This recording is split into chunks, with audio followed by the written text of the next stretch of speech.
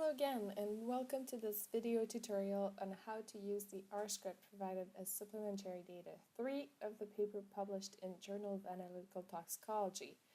This script will allow you to estimate the error folded in by the endogenous concentration correction process for your particular analytical method. This script will most likely be less regularly used than the correction script. It might only be used during the validation process, for example.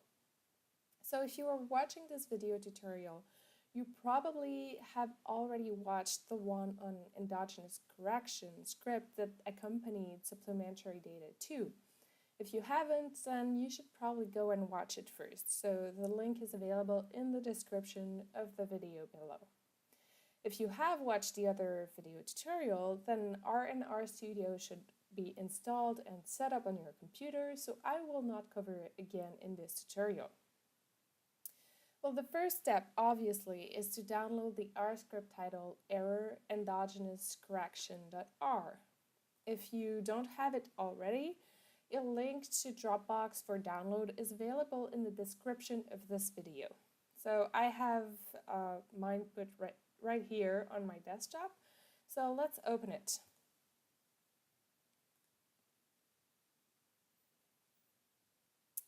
Okay.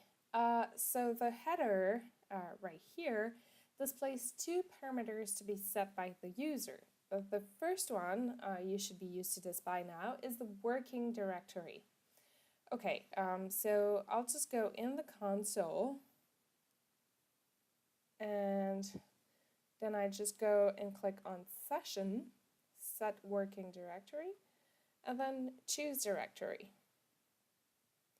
Okay, in my case, the working directory is going to be the desktop, so I just select this. And then it's set inside the console, so I'm just going to take this line and copy it by hitting Control-C. We'll copy it in the script, Control-V, and there we go. Okay, so the second parameter we need to set is the weighting. You need to indicate which weight should be used in performing the regression. No weight, 1 over x, or 1 over x squared. We suggest here that you use the weight selected during the validation process, the one used in the production to build the calibration curve. So you need to write either A, B, or C in here, and it's very important not to remove the quotation marks. In my case, it's a 1 over x squared model, so I'll just keep this C value here as the weighting. Okay, so all the parameters are set now, and we can save the script right here. Okay, so we're ready to perform our error evaluation. Well, first of all, we need to have a table ready to be copied, and this table needs to have a specific format. So I already have one like this. And I'll just open my data set in Excel.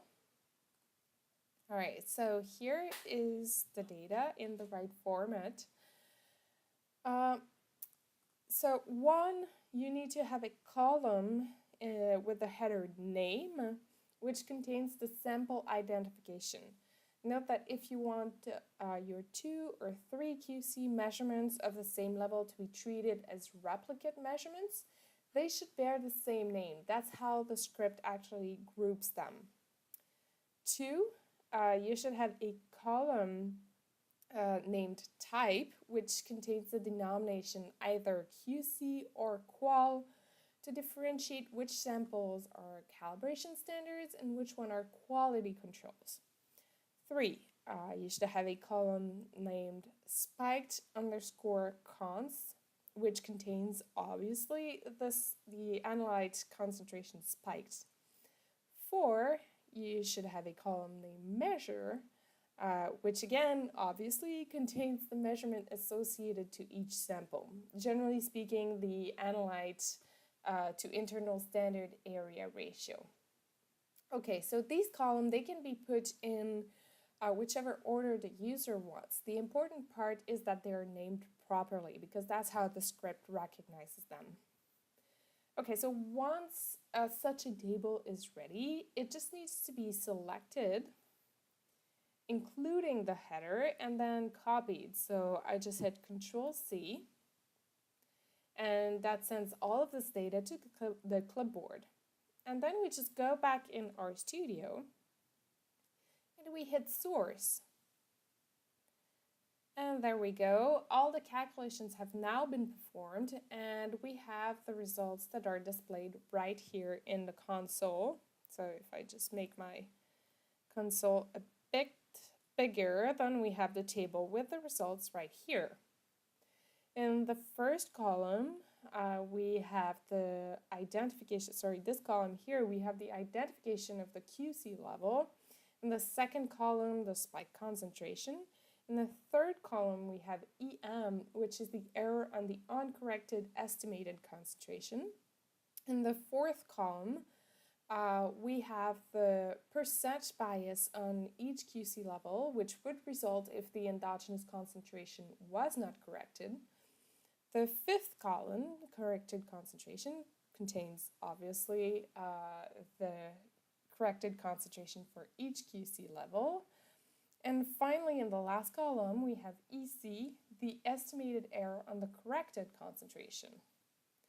Okay, so EC will always have a greater absolute value than EM, of course, since EC is the sum of EM and the estimated error on the calculated endogenous concentration. However, it often turns out that the relative EC value in percent is lower than the relative EM value. So that's especially true with heteroscedastic data. Okay, well, if you would like to keep a copy or record of those results, then by all means, you can go back in Excel or WordPad or whatever, and you just hit Control-V to paste all the data that was sent to the clipboard. So it's the copy of the table that we just discussed. Just note here that the one problem is that the header is a bit off here, actually one column off. So you just need to reassign it like this to get the proper alignment of headers with the data. Okay, so it's actually not more complicated than that. That's how you can use the R script to estimate the error on the endogenous concentration correction for your particular method. Now, if you have any questions or issues, don't hesitate to write me an email and I'll do my best to help you. Now you can go and have fun with your own data.